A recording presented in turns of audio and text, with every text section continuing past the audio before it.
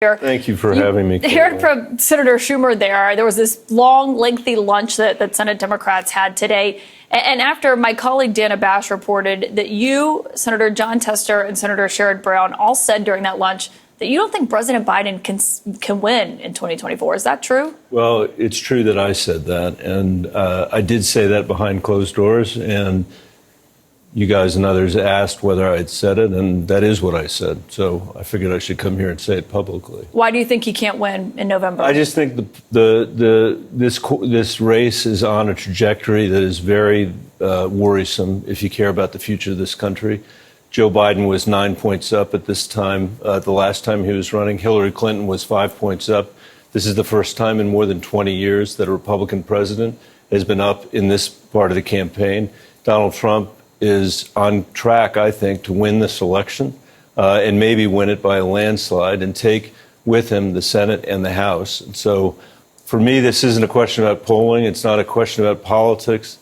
It's a moral question about the future of our country. And I think it's critically important for us to come to grips with what we face if together we put this country on the path of electing Donald Trump again. So you're worried that your party is not just going to lose the White House if Joe Biden is at the top of the ticket, but that you're also going to lose both chambers of Congress? I think that we could lose the whole thing. And it's staggering to me. I mean, Donald Trump's already been president. I thought he was the worst president that we've ever had.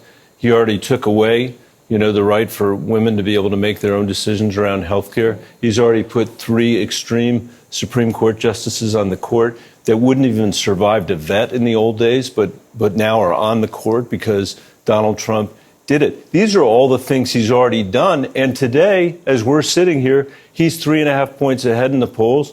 He was ahead before President Biden had that very unfortunate debate. And the lead has been growing. And we have 4 months to figure out how we're going to save the country from Donald Trump. And when I think about the kids that I used to work for in the Denver public schools, when I was their superintendent, most of whom are kids of color, most of whom are kids living in poverty in a country with incredibly low economic mobility, and where the poverty rates are growing and where the economic unfairness, I think, is producing Donald Trump in many ways. So you're saying the stakes are really high here? The stakes could not be higher. I believe that if we elect Donald Trump president again, my generation of Americans will be the first generation to leave less opportunity, not more, to the kids coming after us. That's not Joe Biden I'm blaming for that. That's not the senators I'm blaming for that. That is our generation of Americans, and we cannot let that happen. And we don't have to let it happen. We have to defeat the malignant figure that is Donald Trump, though, for us to be able to address the issues that we need to address. But you don't think that Joe Biden can do that. So how can you not call on him to drop out of the race if you think he'll lose to Donald Trump? Well, look, we're all here this week to have this discussion, to have this debate. I'm sure President Biden has a different view of his prospects in this election than I do, but we should be having a discussion about that. And the White House, in the time since that disastrous debate, I think has done nothing to really demonstrate that they have a plan to win this election, that they have a convincing plan to win in the battleground states where we have to win in order to win this election. So and they need to do that. They have to demonstrate that to the American people. And by the way, this is not about ignoring the American people's concerns. It's not about brushing off the American people's concerns. They have to address the American people's concerns. The people that I represent from Colorado have deep concerns about whether or not the president can win this race. So it's not just donors or the media. You're saying it's your voters that have concerns. These are my voters who said to me, I have been through this with my mom. I've been through this with my dad. I'm terrified about what it will mean if Donald Trump is elected president again in this country. Do you think it could put Colorado in play? I don't think it will put Colorado in play. And I also think Joe Biden has been a really good president. You saw him addressing NATO. He was in his wheelhouse today. I'm glad he gave a good speech today. I'm really proud of what he did to fund Ukraine, which is something that I've been fighting for as well. But I have not seen anything remotely approaching the kind of plan we need to see out of the White House that can demonstrate that he can actually beat Donald Trump, which is not going to be about the accomplishments that we all had, 3 and 4 years ago. It's going to be about what the future of this direction of this country is going to be. So could you see yourself calling for President Biden? No Senate Democrat yet has called for him to get out of the race. Could you get to that place where you call for that? I have no pleasure being here at all tonight, just saying what I said in the caucus, and I was glad to be here to be able to have this conversation with you.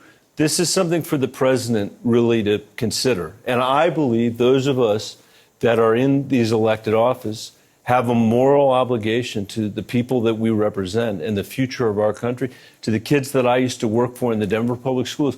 We have a moral obligation to them to do everything we can to make sure their future is as bright as it could be. And if we just sit on our hands, if we say we're going to disregard what is plainly in front of us and plainly in front of the American people, and we end up electing Donald Trump again as president of the United States, that's going to be a huge tragedy beyond epic proportion, and it's something I can't live with. Can I ask you, in that lunch today, you don't even have to say names, did anyone come out and say that they did believe Biden should drop out of the race? I did not hear a person say that today in that meeting. But he has made clear he's not getting out. And so you're just saying, you're resigned to the fact that if he stays in, Democrats, I mean, if you lose the Senate, that's power for the end of the decade. The Democrats would not be in control of the Senate, potentially. Right. That would be an American tragedy. If Supreme we lose Court the Senate, justices being if we lose the House, picked. if the Supreme Court, if Donald Trump, instead of having 3 appointments to the Supreme Court, has 5. And let me tell you something. People who think that this is just going to take care of itself because somehow when it's just a contrast between Joe Biden and Donald Trump, that somehow the American people are just going to come around in the end and save the country, from Donald Trump. I think we need to ask ourselves how we're in the position we're in today when he's already done all those horrible things with respect to a woman's right to choose, with respect to the Supreme Court as it is, with respect to the rule of law, with respect to his convictions, with respect to what the president was talking about today, his abandoning NATO. Does the White House realize that? Does President Biden realize Ukraine. what you're saying is at stake here? I think they do, but I think I can understand how hard it would be if I were Joe Biden to sit there and to say to myself, after all I've worked for, after all I've accomplished, after all the extraordinary public service I've given to the American people, which we should honor because it has been extraordinary. One of the greatest leaders, to be in that office, certainly in recent times, and who has accomplished so much. It would be so hard to acknowledge that after all of that, you're in the race of your lifetime with somebody you can't beat. I think that's probably really hard for him to acknowledge. I think it's really hard for the people that are working for him to acknowledge. I think they have a moral obligation to look themselves in the mirror and to be able to say, we know we can win this race, or we're sure that we're going to be able to win this race, because there's just too much at stake otherwise. And everything that we're looking at today in terms of the election itself is a fire alarm about the situation this country faces, the situation that our kids face, and America's role in the world, which is something President Biden cares so deeply about. It sounds like you could get there to where you see yourself calling for him to get out of the race. I believe the entire future of our country is at stake.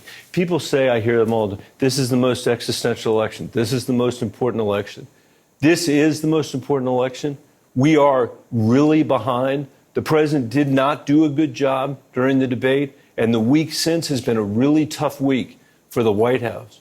And I think it's critically important that they address the concerns of the American people, not ignore them. And, those of us that have kids, I have 3 daughters of my own who know how critically important this election is. We should keep them in mind. We should keep the kids that I used to work for in Denver public schools in mind. I'm not happy to be here. Most people are not happy, with the situation that we have. It's no one's first choice. But I think it's really important that Democrats have an open, honest debate about what the future is going to hold for our party. It's remarkable to hear you